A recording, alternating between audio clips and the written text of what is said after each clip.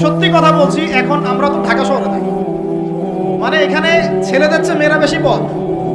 হ্যাঁ, খুব ভালো লাগে ওদের। কি ভালো লাগে? একটা ছেলের সাথে বাইকে করে ঘুরবে, টাকা খসাবে, এখানে ওখানে ডেট করবে, আস্তে আস্তে। এগুলোতে খুব মজা পায়। এগুলোর জন্য কি তাকে সৃষ্টি করা হয়েছে? আপনি বলেন, এই মেয়েদেরকে আপনি যখন ঘরে নিয়ে আসবেন, আমি নারী বিদ্বেষী কথা বলছি না, নারীদেরকে আমরা অনেক অনেক সম্মান করি, অনেক শ্রদ্ধা করি। আমাকে জন্ম দিয়েছেন একজন নারী, আমাকে দিনের পথে চলতে আত্মবিশ্বাস যোগায় পিছন থেকে ঘরের নারী যোগায় কিনা? আমার নিজের কন্যা সন্তান আছে, আমরা মেয়ের বাবা।